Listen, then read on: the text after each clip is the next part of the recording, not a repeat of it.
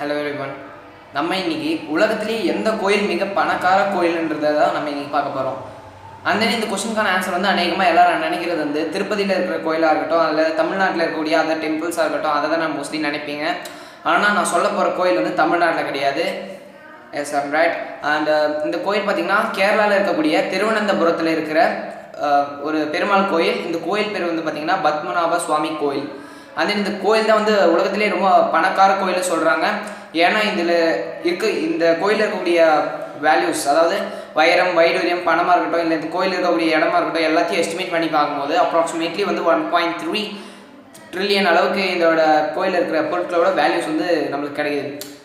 எப்படி எந்த அளவுன்னு பார்த்தீங்கன்னா, இப்போ வேர்ல்டு வந்து இந்தியாவோட எக்கனாமிக் லெவல் இருக்குல்ல, இந்த பொருளாதார ரீதியாக பார்த்தீங்கன்னா இந்தியாவோட அரை அளவு, அதாவது half of the economy of India. இந்த கோயில் வந்து எப்போ கட்டப்பட்டிருக்குன்னு பார்த்தீங்கன்னா, அதாவது 16th century, அதாவது 1500லேருந்து 1600 ஆண்டுகளில் வந்து இதை வந்து கன்ஸ்ட்ரக்ட் பண்ணியிருக்காங்க, அதாவது ரீகன்ஸ்ட்ரக்ட் பண்ணியிருக்காங்க.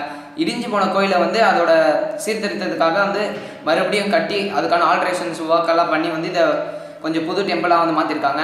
இப்போ இந்த டெம்பிள் எப்படா ஃபஸ்ட்டு கட்டியிருக்காங்கன்னு கேட்டிங்கன்னா, இது வந்து ப்ரீ ஹிஸ்டாரிக் காலத்திலேயே கட்டியிருக்காங்க. அதாவது ஹிஸ்டாரிக் பீரியட்ன்றது வந்து வரலாற்றில் எழுதப்பட்ட காலத்தை சொல்லுவாங்க. அண்ட் தென் ப்ரீ ஹிஸ்டாரிக் பீரியட்னா என்னன்னு கேட்டிங்கன்னா, வரலாற்றிலே எழுதப்படாத காலத்தை தான் ப்ரீ ஹிஸ்டாரிக் பீரியட்னு சொல்லுவாங்க. அந்த காலத்தில் வந்து இந்த கோயிலை கட்டியிருந்திருக்காங்க. இந்த கோயில் பழுதான காரணத்தினால வந்து இந்த அரசர்கள்லாம் வந்து வாழ்ந்த காலத்தில் இந்த 16th century வந்து இதை வந்து ரீகன்ஸ்ட்ரக்ட் பண்ணி கொஞ்சம் புது கோயிலாக மாற்றிருக்காங்க. அந்த அரசர்கள் காலம்லாம் முடிஞ்ச பிறகு இதை வந்து ஒரு அரசர் குடும்பத்தை சார்ந்தவங்க, அதாவது அந்த அரசரை வந்து ஆட்சி செஞ்சுருப்பாங்கல்ல, அந்த அரசரோட பரம்பரை, அதாவது அவங்களோட பையன், அந்த பையனோட பையன், அந்த மாதிரி சொல்லிட்டு இந்த கோயிலை வந்து ஆட்சி செஞ்சுட்டு வந்திருக்காங்க. இந்த கோயிலையும் அவங்க தான் ஃபுல் கண்ட்ரோலில் வச்சுருந்துருக்காங்க. இந்த அரச குடும்பம் வந்து இந்த கோயிலை மெயின்டைன் பண்ணிட்டு இருக்கும்போது ஒரு ப்ராப்ளம் வருது. இந்த இது ஒரு டூரிஸ்ட் பிளேஸ் தான். அநேகமாக நிறைய ஃபாரின்ஸ்லேருந்து வந்து கூட இந்த பிளேஸ் விசிட் பண்ணிட்டு போவாங்க. அப்போ பார்த்தீங்கன்னா ஒருத்தர் கண்டுபிடிக்கிறாங்க, இந்த கோயிலில் வந்து 6 ரகசிய அறைகள், அதாவது 6 சீக்ரெட் சேம்பர்ஸ் அல்லது 6 சீக்ரெட் டோர்ஸ் இருக்குன்னு கண்டுபிடிக்கிறாங்க. இதை வந்து அந்த காலத்தில் ஆட்சி செஞ்சுட்டு இருக்கும்போது மன்னர்கள் வந்து இதை தெரிஞ்சாலும் ரகசியமாக, அதாவது வெளி மக்களுக்கு வந்து காட்டிக்காமல் அதுக்குள்ளே ஏகப்பட்ட புதையல்களை வந்து மறைச்சி வச்சுருக்காங்கன்னு சொல்லிட்டு அது அவங்களும் திறந்து பார்க்காம ரகசியமாகவே வச்சுட்டு போயிருக்காங்க. இப்போ இருக்கிற பீப்புள்ஸ் வந்து இதில் வந்து அந்த 6 ரகசிய கதவுகள் இருக்குன்னு சொல்லிட்டு கண்டுபிடிக்கிறாங்க. இந்த கதவுகள் வந்து 3 ரகசிய கதவுகள் வந்து எப்பயுமே வந்து போகிறவங்க பார்க்கறதுக்காக திறந்து தான் வைக்கப்பட்டிருக்கும். அதில் ஒரு பெரிய விஷயம்லாம் எதுவும் இருக்காது. இதை சாமி சிலை அந்த மாதிரி தான் நார்மலான கல்லில் செதுக்கப்பட்ட ஸ்கல்ப்சர்ஸ், அதாவது சிலைகள் தான் இருக்கும். இந்த 3 கதவுகள் வந்து எப்பயுமே திறக்கப்படாத கதவுகளாக இருக்குது. இந்த கதவுகளை வந்து யாரை திறக்கணும்னு சொல்லிட்டு அதாவது கேட்கல. ஒரு நபர் மட்டும் பார்த்தீங்கன்னா சுப்ரீம் கோர்ட்டில் போயிட்டு கேஸ் போடுறாங்க. இந்த கதவுக்கு பின்னாடி என்னதான் இருக்குது, நாங்கள் தெரிஞ்சே ஆகணும், எங்களுக்கு தெரிஞ்சே ஆகணும், என்னதான் இருக்குன்னு பார்க்கலாம் அப்படின்னு சொல்லிட்டு சுப்ரீம் கோர்ட்டில் கேஸ் போடுறாங்க. சுப்ரீம் கோர்ட்டில் வந்து இந்த 3 கதவுகளை வந்து திறக்கலான்னு சொல்லிட்டு பர்மிஷன் கொடுக்குறாங்க. அப்போ வந்து இந்த ஒவ்வொரு கதவாக வந்து திறக்கிறாங்க. இந்த ஒவ்வொரு கதவும் வந்து கஷ்டப்பட்டு திறந்துருக்காங்க. இதை கதவை திறக்கிறதுக்காக நிறைய டெக்னாலஜிஸ்ட்டு, அதாவது டெக்னிக்ஸ் எல்லாம் வச்சு திறப்பாங்கள்ல, அந்த மாதிரி நிறைய பேரை வர வச்சு, அதாவது ஒரு சில திறக்க முடியாத கதவுகளை வந்து ஷூட் பண்ணி அதை வெல்டிங் வச்சு அதெல்லாம் வச்சு திறந்து அது உள்ளே என்னென்ன இருக்குதுன்னு பார்த்துருக்காங்க. அப்படி திறந்து பார்த்த போது பார்த்திங்கன்னா உள்ளே எக்கச்சக்கமான வைடூரியங்கள், அதாவது மிக விலை உயர்ந்த பொருட்கள்லாம் வந்து உள்ளே இருந்திருக்கு. இதை வந்து எல்லாரும் எடுத்து பார்த்துட்டு இந்த பொருட்கள்லாம் எவ்வளோ வேல்யூ, அதாவது எவ்வளோ பண மதிப்பிற்கு ஆளாகுதுன்னு சொல்லிட்டு இதை எண்றதுக்கே ஆக மொத்தம் 12 நாள் ஆயிருக்கு. இந்த உள்ள இருக்கிற பொருட்களை எவ்வளோன்னு சொல்லிட்டு எண்றதுக்காகவே. ஆக்சுவலி இந்த டோர் வந்து பார்த்தீங்கன்னா இந்த 3 டோருமே, அதாவது 3 டோர் ஓப்பனில் இருந்திருக்கு. இந்த 3 டோர் பார்த்தீங்கன்னா திறக்கப்படாத டோர்கள் வந்து ஆக மொத்தம் 600 வருஷமாக வந்து மூடப்பட்டே இருக்குது. அதுக்கப்புறம் இந்த திறந்து பார்த்தவருக்கு இந்த வைடூரியங்கள்லாம் கிடச்சிது. இதில் என்னென்ன இருந்துச்சுன்னு பார்த்தீங்கன்னா, அதாவது காப்பர் பிளேட்ஸ், செம்பு தகடுகளாக இருக்கட்டும், தட்டுகளாக இருக்கட்டும், அதெல்லாம் இருந்திருக்கு. 3 அடி உள்ள விஷ்ணு சிலை. இந்த விஷ்ணு சிலை பார்த்தீங்கன்னா முழுக்க தங்கத்தாலே உருவாக்கப்பட்டிருக்கு. சேர சோழ பாண்டியர்கள் அரசர்கள் காலத்தில் யூஸ் பண்ணிட்டு இருந்த கோல்டு காயின்ஸாக இருக்கட்டும், அவங்க யூஸ் பண்ணிட்டு இருந்த காப்பர் காயின்ஸாக இருக்கட்டும், அவங்க வந்து அலுமினியம் அந்த மாதிரி மெட்டல்ஸில் உருவாக்கின காயின்ஸாக இருக்கட்டும், அந்த அசோக சக்கராவோட சின்னம் பொதிக்கப்பட்ட சில காயின்ஸ், அது மாதிரி வெளிநாட்டு அரசர்களாக இருக்காங்கள்ல, நெப்போலியன், அலெக்சாண்டர் போன்ற வெளிநாட்டு அரசர்களோட காயின்ஸாக இருக்கட்டும், இதெல்லாம் வந்து இந்த ரூமில் கிடைக்குது. இதெல்லாம் பார்த்துட்டு வந்து ஜனங்களாம் ரொம்ப வியந்து போகிறாங்க. இவ்வளோ ஒரு புதையெல்லாம் வந்து எப்படி இந்த கோயிலுக்குள்ளே இந்த 3 டோருக்குள்ளே இருந்திருக்கு, இதெல்லாம் எப்படி வந்து பிரிட்டிஷ் காலத்தில் பிரிட்டிஷ் ஆட்சி செஞ்சுருக்கும் போது இதெல்லாம் எப்படி விட்டு வச்சாங்க அப்படின்ற நிறைய சந்தேகங்கள்லாம் ஏற்படுது. இந்த சந்தேகங்களான ஆன்சர்லாம் பார்த்தீங்கன்னா, இந்த டோரை வச்சுருக்கிறது வந்து யாருமே எளிதாக, அதாவது ஈஸியாக கண்டுபிடிக்காத அளவு ஆர்கிடெக்சர் கலையில் வந்து, அதாவது கட்டிடக்கலையில் வந்து அந்த காலத்து மக்கள் வந்து அவ்வளோ பர்ஃபெக்டாக இருந்திருக்காங்க. ஒரு மனுஷன் பார்த்தானா அது ஒரு சாதாரண வியூவில் பார்த்தாங்கன்னா அதை வந்து ஈஸியாக இது பின்னாடி இதுதான் ஒரு டோரு, இது பின்னாடி ஒரு ரூம் இருக்குன்னு கண்டுபிடிக்காத அளவு அந்த டோரெல்லாம் வந்து ரெடி பண்ணியிருக்காங்க. அந்த இந்த புதையெல்லாம் வந்து கண்டுபிடிச்சிட்டு பிறகு இது கண்டுபிடிக்கிற போதே வந்து நிறைய இடத்துல வந்து சர்ச் பண்ணுறாங்க. இங்கே இதுக்கு மேலே வேறு எதனா ஒரு சீக்ரெட் டோர்ஸ் இருக்கான்னு சர்ச் பண்ணும்போது தான் தெரியுது. இங்கே வந்து மேற்பட்ட அதாவது இந்த 6 டோருக்கு மேற்பட்ட 2 டோர் வந்து இவங்க கண்டுபிடிக்கிறாங்க. இந்த 2 டோர் வந்து இது வரைக்கும் இந்த அரசர்கள் ஆட்சி செய்த போது கூட இதை கண்டுபிடிக்கலன்னு சொல்லிட்டு இருக்கக்கூடிய டாக்குமெண்ட்ஸ் வந்து எழுதியிருக்காங்க. இவங்க தான் இப்போ தான் வந்து இந்த 2 டோர் இருக்குதுன்னு சொல்லிட்டு இப்போ தான் கண்டுபிடிக்கிறாங்க. இந்த பொருட்கள்லாம் எடுத்து எஸ்டிமேட் பண்ணிட்டு இருக்கும்போது இந்த அரசு குடும்பத்தினர் இருக்காங்கல்ல, அவங்க வந்து சுப்ரீம் கோர்ட்டில் இவங்களுக்கு எதிராக ஒரு கேஸ் போட்டிருக்காங்க. அந்த கேஸ் என்னன்னு பார்த்தீங்கன்னா, இங்கே இருக்கிற பொருட்களை வந்து வேறு யாரும் எடுத்து பார்க்க வேணாம், இது எவ்வளோ ரகசியமாக இருக்கட்டும் அதே அளவில் ரகசியமாகவே இருக்கட்டும். ஏன்னா இது வந்து எடுத்து கணக்கிடுறன்ற பேரில் ஒவ்வொருத்தரும் 1-2 காயின் வந்து யாருக்கும் தெரியாமல் எடுத்துகிட்டு போயிடுறாங்க. அதாவது இந்த ஒவ்வொரு காயினோட வேல்யூ பார்த்தீங்கன்னா 1.2 கோடி. அதாவது இதோட ஆன்டிக் வேல்யூ, அதாவது பழைய பொருட்களுக்குன்னு ஒரு தனியான ஒரு மதிப்பீடு இருக்கும். அந்த மதிப்பீடையும் சேர்ந்து வந்து 1.2 கோடி வருது ஒவ்வொரு காயினும். இதில் 1-2 காயின் அவங்க எடுத்துகிட்டு போனாலும் இது வந்து நிறைய லாஸ் தான் ஆகும். ஸோ இது மாதிரி வேறு யாரும் பொதுமக்கள் வந்து இது எடுத்து வேல்யூ பண்ணுறேன்னு சொல்லிட்டு இந்த நிறைய டிபார்ட்மெண்ட்ஸ்லாம் வந்து கணக்கெடுத்துட்டு இருந்தாங்க. இவங்களாம் எடுத்துகிட்டு போகாமல் இருக்கட்டும் அப்படின்னு சொல்லிட்டு இந்த காயின்ஸ் எல்லாம் வந்து ரகசியமாகவே இருக்கட்டும்னு சொல்லிட்டு சுப்ரீம் கோர்ட்டில் இந்த அரசு குழுமத்தில் வந்து கேஸ் போடுறாங்க.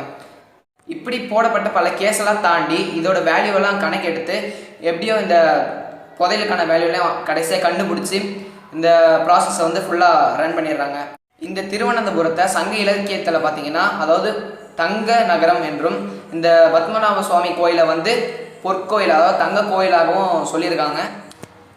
இந்த கோயிலில் வந்து ஒவ்வொரு கதவை வந்து திறந்து அதில் இருக்கிற வைடூரியங்கள், அதாவது தங்க நகைகள் அதெல்லாம் எடுத்து எஸ்டிமேட் பண்ணி வேல்யூலாம் கண்டுபிடிச்சி இவங்க டாக்குமெண்ட்டில் எழுதுகிறாங்க. இந்த சமயத்தில் பார்த்திங்கன்னா அதாவது இந்த 8 ரகசிய கதவுகள் இருக்குது. இதுக்கெல்லாம் வந்து ABCDEன்ற ஒரு ஆல்ஃபபெட்டிக்கல் நேம்ஸ் கொடுக்குறாங்க ஒவ்வொரு கதவுக்கும் ஃபார் ஐடென்டிஃபிகேஷன். அண்ட் தென் இந்த கோயிலில் அதாவது B கதவு, அதாவது 2வது அறையில் வந்து என்ன இருக்குன்னு யாருக்கும் தெரியல. இந்த டோரை வந்து ஓப்பனும் பண்ண முடியல. சரின்ட்டு இது எதுக்கு ஓப்பனே பண்ண முடியல, எவ்வளோ கஷ்டப்பட்டாலும் சரின்னு சொல்லிட்டு இந்த கவர்மெண்ட் சுப்ரீம் கோர்ட் வந்து சரி இது வானா, இது எப்படி இருக்குதோ அப்படியே இருக்கட்டும்னு சொல்லிட்டு விட்டுடுறாங்க. அண்ட் தென் இந்த கதவை திறக்க சொல்லிட்டு ஒரு நபர் வந்து அதே கேரளாவில் இருக்கக்கூடிய நபர் வந்து சுப்ரீம் கோர்ட்டில் கேஸ் போடுறாரு. இந்த கதவை நாங்கள் திறந்தே பார்த்தாகணும் அப்படின்னா தான் இருக்குன்னு சொல்லிட்டு கேஸ் போடுறாரு. ஆனால் இந்த கேஸை ஒத்துக்கிட்டு சுப்ரீம் கோர்ட் பார்த்தீங்கன்னா இந்த 2வது கதவை வந்து திறக்கிறதுக்கு அனுமதி கொடுக்குறாங்க. இதை வந்து திறக்க முடியாமல் ஆர்மி ஃபோர்ஸஸ்லாம் வந்து இந்த கதவு, அதாவது இந்த கதவு வந்து ஸ்டார்டிங்கில் இருக்கிற கதவை வந்து கட்டையால் உருவாக்கப்பட்டிருக்கு. இந்த கட்டையால் உருவாக்கப்பட்ட கதவை வந்து இவங்க எப்படியாவது உடச்சிட்டு அதை பிரேக் பண்ணிட்டு உள்ளே போகிறாங்க. இது உள்ளே போனோடனே மிகப்பெரிய ஒரு இரும்பால் ஆன கனமான ஒரு கதவு இருக்குது. இந்த கதவுக்கு லாக் இருந்தாலும் இதை வந்து திறக்க முடியல யாராலும். அதை திறக்க முடியாததுனால இதை வந்து வெல்டிங் வச்சு சில ட்ரில்லிங் வேலைலாம் பார்த்து இந்த நெட்ஸ் எல்லாம் எடுத்துகிட்டு இதை வெல்டிங் வச்சு ஃபுல்லாக ஓப்பன் பண்ணியிருக்காங்க.